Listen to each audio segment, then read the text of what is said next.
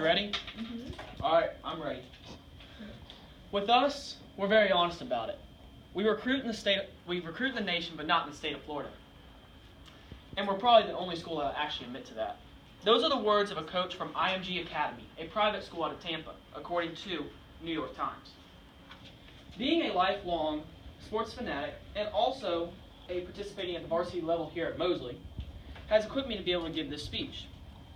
Attending Mosley, we all know somebody that's got knocked out of the playoffs because of a private school.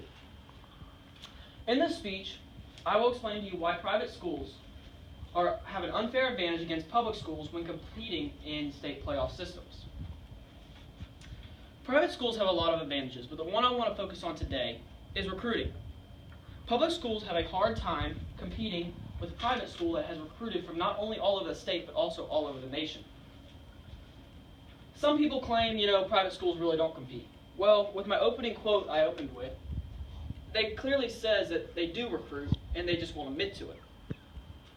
And this quote disproves the way they say that quotes will not affect that.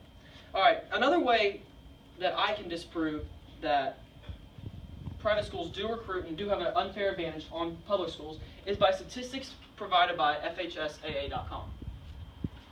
I use the divisions 2A through 5A when taking these statistics because a private school is not allowed to compete under the 2A division, and most private schools do not get over 2,000 students like us, Mosley, at 5A.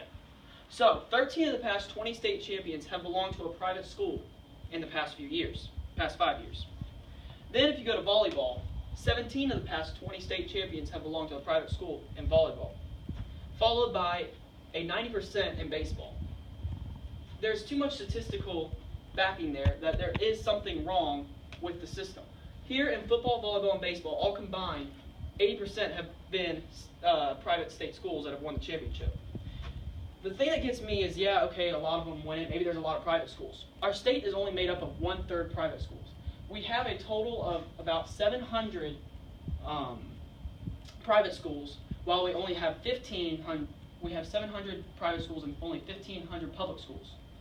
So that's almost 1/3 of the schools. Now you may be wondering, how do they draw the athletes into their school? Well, the first thing they do is they show off their academics. Usually at a private school, tuition can be anywhere from $10,000 to $30,000 a year. They first have more qualified and experienced teachers, and then they also upgrade to the newest technology to make learning easier and faster for their recruits. Then private schools have the icing on the cake whenever they waive most recruited athletes' tuition fees. So then these athletes see they can go to this great school for free. Obviously an edge over public schools. The next thing you have to look at is budgets. The athletic budget here at Mosley gets $59,000 a year to run its athletic facilities.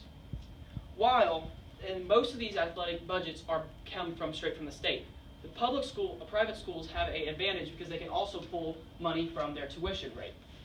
But just from the state, IMG received $7 million in the past 2 years to run their athletic department. And that is also according to the New York Times. As you can see, private schools have a lot bigger budgets. Now, what are these athletic budgets exactly used for? Well, first of all, it goes straight to state-of-the-art facilities. These facilities can be anywhere from great weight rooms like this to gymnasiums and then, of course, football stadiums. The next thing they can use it for is the newest and nicest equipment. I mean, we're 17 and 18-year-olds. We want to look the best we can on the field. Another way private schools also focus on recruiting athletes is coaching. Usually they are able to recruit better pay because they can pay more. They can pay more and get better experienced coaches. For instance, here's a private school basketball coach that knows LeBron James personally. And then, that's just not fair. These coaches also do not have to be in the school system like our public high school coaches do.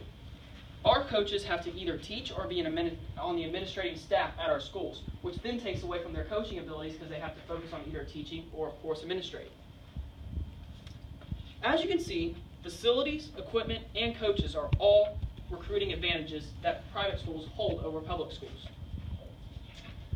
How do we fix this?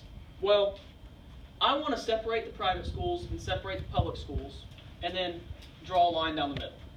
Make the private schools fight against private schools for their own state titles, and make the public schools fight against other public schools.